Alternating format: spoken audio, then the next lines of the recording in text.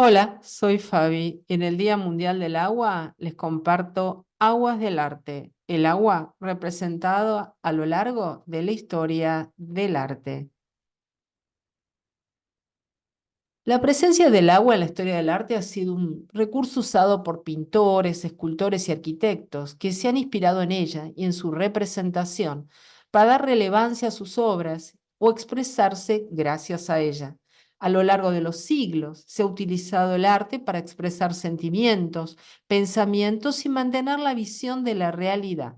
Pero resulta curioso que algunos elementos siempre permanecen como área de investigación e incluso han hecho experimentar al artista con estilos y materiales innovadores. Aquí algunos de los artistas que han pasado a través de la historia del arte por experimentar la representación del agua, comenzando por este A Bigger Splash, un gran chapuzón, uno de los cuadros de piscina de Hockney, donde vemos este chapuzón, pero no vemos al personaje. Es un retrato del artista David Hockney, un artista nacido en el Reino Unido en 1967, que después se establece en Estados Unidos, en California, y va a ser uno de los protagonistas del arte contemporáneo norteamericano dentro de lo que se engloba como el arte pop, ¿no? Es interesante ver este contexto de una sociedad que consume, una sociedad con cierto estatus social y de comodidad, pero ausente. Simplemente lo que se ve es el contorno, el entorno que la rodea y tenemos que intuirlo. Es muy interesante porque parecería banal, pero no lo es, como todos los artistas americanos de corte más hiperrealista. En realidad es del Reino Unido, pero se lo conoce más como si fuera un artista norteamericano. Naufragio, olas y embravecidas, otra temática que se da en la historia del arte con respecto al agua. Este es un artista más que enigmático y muy célebre. El naufragio de William Turner, pintado en 1805, notable por su forma estilística para representar las fuerzas de la naturaleza, este artista. Esta pintura de gran tamaño se encuentra actualmente en la colección Tate. Y un tema favorito con respecto al agua y la historia del arte, el oleaje embravecido, naufragios, batallas, pero también los que trabajan y los que obtienen su sustento del agua, del mar o del río, en este caso del mar. Pescadores pescando. Pescador tailandés de una artista contemporánea, Amelia Azoreira, que en realidad no es tailandesa, es de origen portugués, y el pescador del célebre español Joaquín Sorolla, del año 1904. Como verán, es interesante la pincelada, la forma de representar, ¿vieron? Esos reflejos que siempre es parte del mundo acuático en la pintura, pero también están las batallas. Y parecería ser un cuadro, ¿vieron?, del siglo XIX. No, es un cuadro de un artista contemporáneo llamado Dalmau Ferrer, que es especialista en marinas. ¿Qué son las marinas? Es el género de los barcos en alta mar, tanto en batalla como para representar su tipología, si es una fragata, un bergantín o cualquier otro tipo, una corbeta, cualquier otro tipo de embarcación histórica, clásica, tan bonitas están en batalla. La situación es complicada y dramática, pero fíjense cómo se luce el agua como entorno de contención de esta escena tan vivaz, tan dinámica. Pero también están los montajes fotográficos, el arte, vieron, más gráfico, que interactúa la luna o el atardecer reflejados en las aguas tranquilas. El agua se puede representar de muchas maneras y los reflejos son uno de los favoritos de los artistas de todos los tiempos. Pero también está el enigma de los barcos anclados o abandonados, esos botes que no se sabe qué pasó, que quedaron en la playa y que tanto le son caros a los artistas de todos los tiempos, diríamos, a partir de los cambios hacia la modernidad, ¿no? Representar, porque los barcos sí se han representado desde la época antigua, las embarcaciones, ni que hablar de Egipto, por supuesto, pero este enigma, ¿vieron?, de lo vacío, que no hay personajes humanos, donde el arte luce por sí mismo, ¿vieron?, sin necesidad de que esté la presencia humana. Bueno, pero este es de una artista contemporánea, una mujer llamada Natalia Rosito. Y el título está muy adecuado, Resistiendo al tiempo. Y es protagonista ese bote. Pero si hay un artista increíble de la época romántica del siglo XIX que nos va a sumergir en un mundo enigmático, es Caspar David Friedrich. Y aquí tenemos cómo nos posicionamos como espectadores mirando al horizonte, observando, imaginando con asombro tan bella escena que en realidad es un triste naufragio, un terrible naufragio. Y aquí el romántico artista documenta un naufragio en el Polo Norte. No sé si ven del lado, vieron derecho, lo que queda de la embarcación, parte de la la popa, ¿no? De la parte trasera del árbol, del barco, y por supuesto cómo impacta sobre los hielos y se van fraccionando, ¿no? Esos icebergs, esos hielos del Polo Norte. Es maravilloso este artista. Es, diríamos, un artista que le da un sentido espiritual al paisaje. El alemán Caspar David Friedrich. Pero volviendo para atrás, iniciando como suelo hacer en estos videos, estas charlas de historia del arte, en las conferencias que he dado, voy para atrás y hago todo un recorrido. No siempre lo hago para no ser tan extenso, pero vayámonos a Egipto, donde empieza la historia de la representación del agua, en este caso con su río fundacional, que funda la civilización egipcia, que es el Nilo, el río más largo del mundo. Fíjense qué gráficos son los egipcios en estos papiros, porque representan su arte en papiro, en relieve de piedra, en relieves funerarios. Y aquí lo que se puede ver, vieron, es una representación muy gráfica del agua, porque es conceptual el arte egipcio. Todo tiene que ver con una realidad imaginaria de ellos. Hay dos mundos, el del más acá y el del más allá para los egipcios, y cómo ese mundo del más presente debe ser representado en la muerte, en la otra vida, de una manera conceptual, ¿no? Porque es otra vida. Si les interesa, en este canal tienen, por supuesto, dentro de las clases de historia del arte, el correspondiente al arte egipcio y también a las tumbas egipcias. Miren qué interesante, casi diríamos naif o infantil la representación de los peces, pero eso sí, muy detallado. Y siempre los animales son más libres del hieratismo, que es las que son víctimas en el arte egipcio antiguo, los humanos. El hieratismo es la ausencia de vida en la mirada y esa rigidez que hace que estos personajes estén en otro mundo, por supuesto, en otra vida ultraterrena idealizada por los egipcios. Aquí tenemos más, fíjense, hay también escenas acuáticas de pesca, de personajes de dignatarios. El tamaño diferente entre las personas remite a la perspectiva jerárquica que practicaban los egipcios. Por eso siempre es conceptual. Pero atención al agua, que es lo que nos interesa, un zigzagueo muy geométrico para representarla. Pero también está la historia, hablando de arquitectura y la representación y el uso del agua y la arquitectura como parte de las bellas artes, la historia de las obras públicas del agua. Sí, y ni que hablar de las que hace 5.000 años ya surgieron los primeros asentamientos humanos, que es lo que conocemos como grandes civilizaciones del mundo antiguo, que ya desarrollaron todo este tema de lo acuático porque se asentaron en los fluentes fluviales. Obviamente, la civilización se gesta con agua. Sin agua no podemos ir a ningún lado.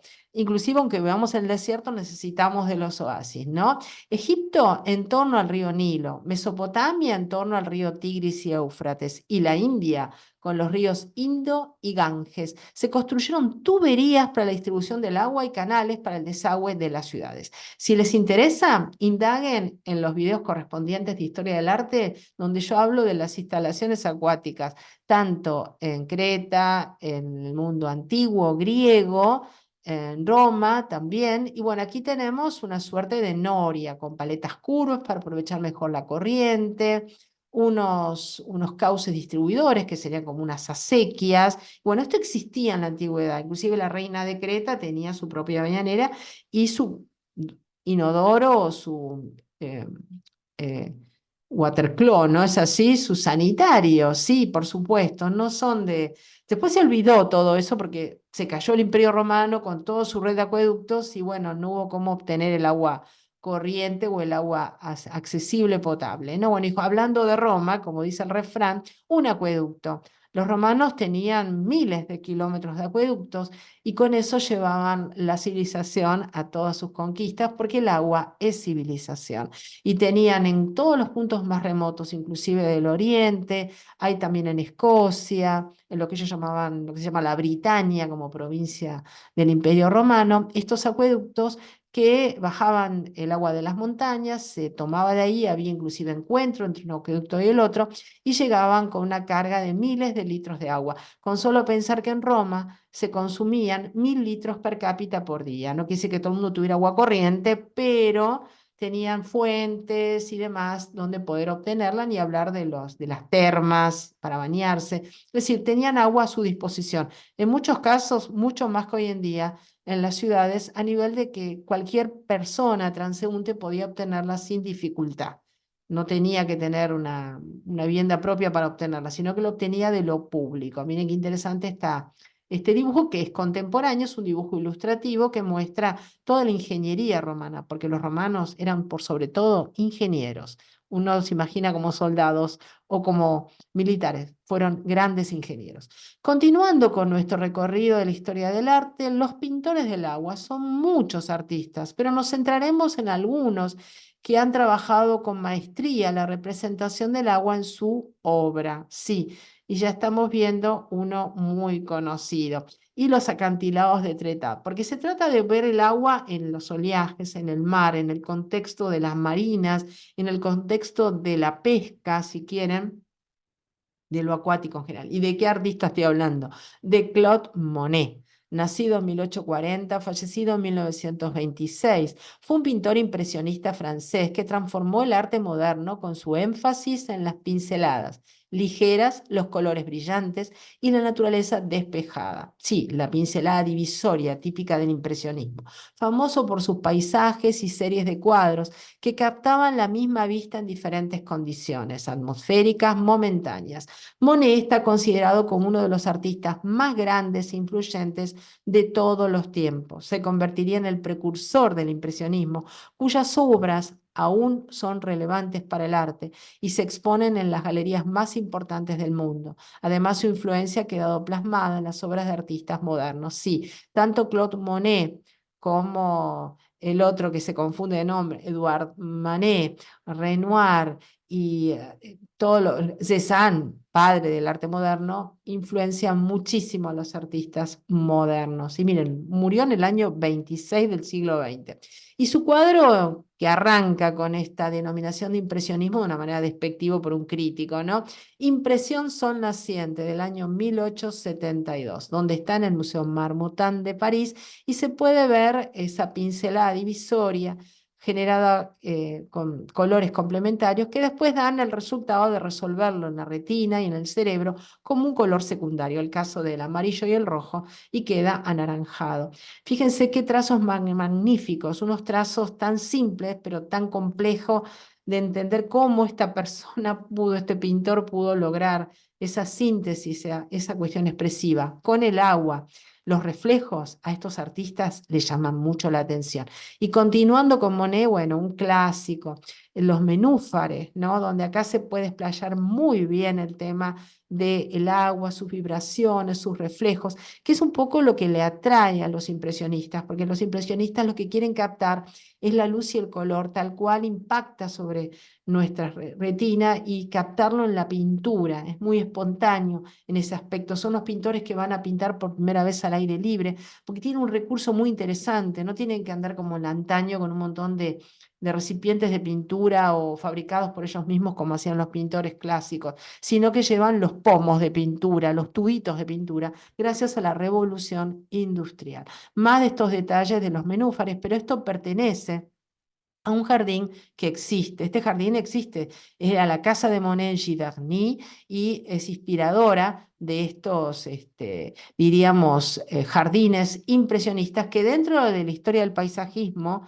y de la estética paisajista es parte de una definición, el jardín impresionista, así como existe el jardín japonés, el jardín inglés, el jardín francés. ¿No es así? Bueno, parece una pintura el paisaje y la pintura parece un paisaje de verdad, ¿no? No sé cómo lo podemos interpretar. Y aquí está enmarcado en el museo, inclusive recorre paredes enteras a usanza de mural, observado por una espectadora del museo. Pero también este gran Monet, Claude Monet, nos deleita con el agua congelada o el agua que se va derritiendo, el deshielo en Bethel del año 1880, un óleo sobre lienzo de 60 por 1 metro y se encuentra en el Museo Nacional Thyssen-Bornemisza en Madrid. Fíjense qué maravilla, despojado de todo presencia humana, aparece el paisaje como protagonista ya para estos artistas y el agua congelada. También lo que tenemos es otro gran artista que usa el agua para sus reflejos y está enamorado de la astronomía. Si les interesa, busquen Astronomía del Arte en el canal y estoy hablando de Vincent Van Gogh. Cuadro al óleo de paisajes nocturnos, es una fijación que tiene Vincent porque adoraba la astronomía. Está la famosa noche estrellada que la describo en ese video, pero hubo otras noches que con gran pasión y curiosidad Van Gogh observa el cielo nocturno y en este caso, que es el tema que nos compete en este video, lo hace reflejar en el agua de una manera pastosa, vieron, vibratoria, impactante, realmente. Fíjense qué pincelada tan expresiva, porque Van Gogh está dentro del lineamiento impresionista por el tema de la pincelada divisoria, pero la forma en que se expresa es expresionista. Es atípico Van Gogh, Vincent. Pero no hubo mayor pasión por el mar, si volvemos al mar, que durante el romanticismo, y ningún pintor más interesado en el mar que Iván Aivazovsky. Más de la mitad de sus colosales obras, que suman alrededor de 6.000, tratan sobre el tema y de hecho se convirtió en profesor de pintura marina. Iván Konstantinovich Aivazovsky, nacido en 1817 y fallecido en 1900, fue un pintor romántico ruso. Es considerado uno de los mejores artistas de marina en la historia. Nació en el seno de una familia armenia, en el puerto de Feodosia, en el Mar Negro, en Crimea, donde vivió la mayor parte de su vida. Aquí estamos viendo su propio autorretrato del año 1874, un óleo sobre lienzo de 74 por 58 centímetros. Está en la Galería Uffizi de Florencia. Siendo uno de los artistas rusos más prominentes de su tiempo, Aivazovsky también fue popular fuera de Rusia. Tuvo numerosas exposiciones individuales en Europa y Estados Unidos durante su carrera de casi 60 años. Creó cerca de 6.000 pinturas, convirtiéndolo en uno de los artistas más prolíficos de su época. La gran mayoría de sus obras son marinas, pero a menudo también representaba escenas de batallas, temas armenios y retratos. La mayor parte de sus trabajos se mantienen en museos rusos, ucranianos y armenios, así como en colecciones privadas. La gran mayoría de sus trabajos representa el mar. En la imagen se muestra una pintura del año 1898 titulada Entre las olas. Y acá aparece el mar solo. ¿Vieron? En una tormenta, ese mar que parece de gelatina, donde se ven esos colores maravillosos entre verde, azulado, y se puede perfilar que toda la vida marina se fue al fondo. ¿Vieron? Es sabido eso que los animales marinos se van en una tormenta, se hunden para poder evitar, vieron, la violencia de la tormenta, las ballenas, los peces. Y aquí se ve el mar como si fuera una gran masa protagonista con esa sensación casi, vieron, untuosa, maravillosa obra, qué dominio de la transparencia, de la filigrana, de la espuma del mar.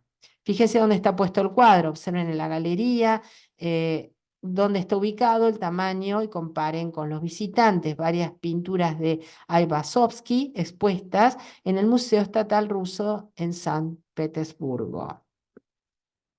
Más de él, Novena Ola, del año 1850, en el Museo Estatal Ruso de San Petersburgo, es considerado la obra más famosa de Aivazovsky, ¿no? Y acá tenemos a Náufragos, otro de los protagonistas del tema del agua en la historia del arte. No solo vieron las batallas, también los náufragos. Y el mar tempestuoso en la noche de 1849 en el Palacio Palovsky y se encuentra en San Petersburgo, ¿vieron? Y ahí se puede ver la majestuosidad, en este caso, de una embarcación sola, solitaria, luchando esta vez no contra otros, sino contra las olas. También el mar tiene como una vida propia, un alma propia. Está más como si fuera un grabado, en blanco y negro. En realidad, bueno, él pintaba al óleo, pero le da un cariz así como más dramático. Un naufragio, obviamente. Bueno, el barco ya está escorado, es del año 1854 y ya está casi, diríamos, congelado todo el mar, y es por eso vieron también que se les dificulta la navegación a estas embarcaciones de antaño. Otro naufragio de Iván Aivazovsky, tiene miles de obras, este artista, del año 1884. Muy dramática la escena, que se complementa también con los colores púrpura del fondo. Pero hay otro artista, Albrecht Bierstadt, nacido en Alemania. Bierstadt se convirtió en uno de los paisajistas estadounidenses más famosos del siglo XIX. Y dedicó algunos de sus óleos al mar y al naufragio. Albert Bierstadt, nacido en 1830 y fallecido en 1902, fue un pintor estadounidense de ascendencia alemana. Había nacido en Alemania, pero se estableció en Estados Unidos, especialmente conocido por sus grandiosas escenas del oeste de Estados Unidos, miembro de la segunda generación de pintores de la famosa escuela del río Hudson. Algunas de sus obras incluyen dentro de la escuela de las montañas rocosas y del luminismo americano. Y vemos un retrato, porque en el siglo XIX ya tenemos los daguerrotipos. Y esta es una obra que seleccioné por el tema acuático, Descubrimiento del río Hudson, en 1874. Muy idílico todo, un encuentro vieron pacífico, después las cosas se ponen complicadas entre los conquistadores y los oriundos o nativos del lugar, pero se puede ver el agua de una manera calma, con el arco iris también, que es parte del agua transformado en gotitas, y este apacible encuentro muestra una suerte de visión idílica que se plantean estos artistas de aquellos tiempos en Estados Unidos. Pero miren qué maravilla esto. Una ola rompiendo desde los salientes de espuma. Aunque los palos emergentes que vemos no llamen la atención mucho, se puede ver que hay naufragios ahí. Sí, la ola está arrastrando lo del naufragio, el barco no resistió. La orilla del mar turquesa se llama la obra, es del año 1878 y es espectacular la forma de representar el agua. Pero yendo a lo contemporáneo, les va a asombrar esto. Miren, el arte de las gotas de agua y estos artes fotográficos, vieron, artístico. ¿Y de quién se trata? De Isaura Marcos Sánchez. Ahí vemos un autorretrato de Sor Isaura, ¿sí? Porque es una religiosa. En el año 2018, ella nació el 19 de enero de 1959, de nacionalidad española, monja de clausura desde el año 1976 y fotógrafo desde el año 2009. Orden de Santa Clara, Isaura Marcos Sánchez, Los Santos, Salamanca. Es una monja clarisa de clausura en el monasterio de Pedralbés, cuyas fotografías están basadas en una peculiar técnica de reflejos que rehúye la utilización de programas de retoque digital. Toda la realidad que alberga el monasterio es lo que configura la temática de sus obras, las cuales están dedicadas exclusivamente a fines benéficos, así que tiene una técnica especial. Y aquí vemos gotas de agua, miren, por esta gran artista, fotógrafa, realmente una maravilla. Aquí el agua protagonista en forma de gotas. También reflejo en un capitel del monasterio de Predalbés con gotas de agua, de Isaura Marcos. Lo interesante es que utiliza una técnica particular de armar estos ensamblajes, no de manera digital, no más bien de montaje fotográfico. Gota de agua artística de Isaura Marcos. Parece una isla. El arte de la gota de agua de Isaura Marcos. Parece una mariposa de cristal. Y gota de agua artística también, estamos hablando de la religiosa Isaura Marcos. Tiene como volumen. Pero hablando, vieron, de arte contemporáneo, ¿no? ¿Qué se hacen? Instalaciones, por supuesto. Esas instalaciones tienen que ver con montajes que se hacen con personajes que son los propios observadores. Concebida en 1999, Swimming Pool, su título en inglés, aunque el artista es argentino como yo, permite a los visitantes mirar hacia abajo en una piscina aparentemente llena de agua, con visitantes totalmente vestidos caminando por su fondo. Desde abajo se recrea la visión borrosa subacuática, con una lámina de vidrio sobre la que circula agua en la parte superior de la piscina, como estamos viendo. ¿Quién es el artista? Leandro Ehrlich, nacido en Buenos Aires, Argentina, en el año 1973. Es un arquitecto de lo incierto.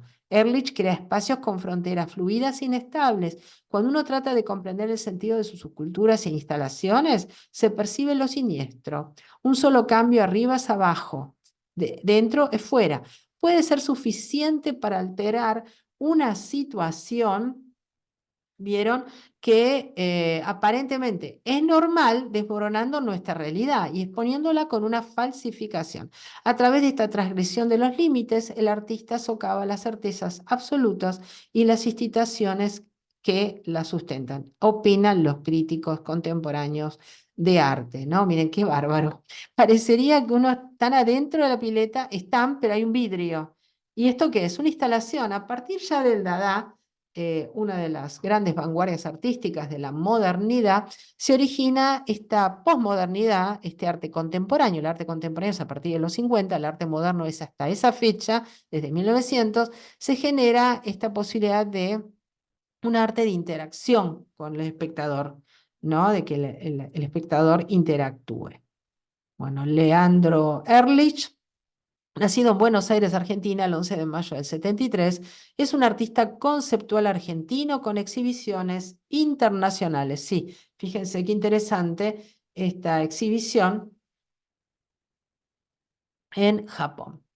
Bueno, pero como estamos hablando del arte, también está la ilustración y se lo dedicamos a los pequeños, a los niños, esta historia del cuidado del agua. Ahora vamos a ver quién es su autor. El viaje del agua para niños. Y a ver qué nos relatan. Y fíjense qué hermosas imágenes. Hace mucho tiempo, en un planeta muy similar al nuestro, vivían dos grandes amigos, Aqua y Terra. Aqua era una gota de agua alegre y juguetona, mientras que Terra era un pedazo de tierra fuerte y generoso. Ambos eran inseparables y juntos mantenían el equilibrio de la naturaleza. El descubrimiento de Aqua y Terra descubrieron que el planeta dependía de su amistad para prosperar. Cuando Aqua visitaba Terra, las plantas crecían, los ríos fluían y todo el planeta brillaba con vida. Sin embargo, notaron que no todos los habitantes del planeta cuidaban el agua como ellos. El desafío del desperdicio. Con el tiempo, algunos comenzaron a usar más agua de la necesaria, olvidando cerrar grifos y tomando baños muy largos. Otros contaminaban el agua sin pensar en las consecuencias. Aqua y Terra estaban preocupados. Si esto continuaba, pronto no habría suficiente agua limpia para todos. Observen las imágenes, qué interesantes son para pequeños. Y para nosotros también, los adultos, que tenemos que cuidar este bien precioso, no solo del planeta, sino del universo. La misión de enseñanza, continúa este relato. Decididos a cambiar la situación, Aqua y Terra emprendieron una misión para enseñar a todos la importancia del cuidado del agua. Viajaron por todo el planeta, compartieron historias sobre cómo pequeñas acciones podían hacer una gran diferencia. Sí, por supuesto. El poder de las pequeñas acciones. Le enseñaron a los niños cómo recolectar agua de lluvia para regar las plantas y a los adultos la importancia de arreglar los grifos que goteaban. Mostraron que bañarse rápido no solo ahorraba agua, sino que también dejaba más tiempo para jugar. Y la celebración del cambio. Poco a poco las cosas comenzaron a cambiar. Los ríos volvieron a fluir limpios y claros. Los campos se llenaron de cultivos y todos en el planeta aprendieron a valorar y cuidar el agua. La amistad entre agua y tierra se hizo aún más fuerte, sabiendo que juntos habían ayudado a salvar su mundo. Un recordatorio eterno para asegurarse de que nadie olvidara la importancia del cuidado del agua. Aqua y Terra crearon un gran mural en el centro del planeta y mostraron todo lo que habían enseñado. Este mural serviría como un recordatorio eterno de que el cuidado del agua es responsabilidad de todos nosotros. Y si se fijan, vieron, hay representaciones, ¿saben por qué? Que parecen de un país particular en Latinoamérica. Ahora vamos a ver de qué origen es el artista, este artista gráfico, este escritor, este periodista. Conclusión, a ver, el legado de Aqua y Terra. La historia de Aqua y Terra nos enseña que sin importar cuán pequeños creamos que somos, todos tenemos el poder de hacer un cambio positivo. El cuidado del agua es esencial para la vida y con acciones simples y cotidianas podemos asegurar que nuestro planeta sigue siendo un lugar hermoso y saludable para vivir. Así que la próxima vez que abras el grifo o veas llover, recuerda la historia de Aqua y Terra y piensa en cómo tú también puedes ser parte de la solución, porque al igual que en el planeta de nuestros amigos, cada gota de agua cuenta. Y así termina nuestra historia, pero recuerda, el viaje del cuidado del agua continúa con cada uno de nosotros. ¿Estás listo para unirte a Aqua y Terra en esta importante misión? Esta pregunta también va dirigida a los adultos. Miren qué lindos dibujos, ¿no es así? Y también del mismo creador, imágenes para inspirar. La vida que brinda el agua. Imaginen una foto de animales viviendo en un río limpio y niños saltando felices en el mar. Estas imágenes nos recuerdan lo esencial que es el agua para todos los seres vivos y la existencia de este planeta habitado. Bueno, ¿quién es el autor de esto? Miguel Araujo, de Ecuador. Es un apasionado defensor del cuidado del agua, dedicado a enseñar a los niños la importancia de este recurso esencial a través de contenido educativo y entretenido. Su trabajo se centra en promover prácticas sostenibles y concienciar sobre acciones que cada uno puede tomar para preservar el agua. Invita a jóvenes, familias y educadores a sumarse a esta causa, con el objetivo de inspirar un futuro más verde y asegurar el bienestar de las generaciones venideras. Bien, ahí les copié abajo el link para que puedan visitarlo. Cuidado del agua para niños, historia del cuidado del agua, el viaje del agua. ¿Mm? Bueno, pero también hay objetos de la vida cotidiana, lo que serían las artes decorativas que vienen del Mediterráneo, que nos muestran la ilustración del agua a través de los animales marinos, moluscos y peces, con las burbujitas de agua y todo. Miren, sin agua no habría cerámica. Sin agua la pintura no sería pintura. Sin agua no habría arcoíris ni campos de colores. El agua es uno de los bienes más preciados de nuestro planeta, si no el más. Sin agua no podríamos vivir. Forma parte de nosotros y todos los seres vivos la necesitan. Somos seres de agua, por lo menos de un gran porcentaje, casi el 70% los humanos tenemos nuestro cuerpo, es de agua. Así que bueno, hoy 22 de marzo, Día Mundial del Agua, les comparto esta visión a través del arte. Hoy y todos los días, cuidemos este recurso y tomemos conciencia. Bueno, muchas gracias y divulguen esto de cuidar el agua porque es fundamental. El agua potable inclusive es un porcentaje muy bajo en todo el planeta. Muchas gracias. Feliz Día del Agua.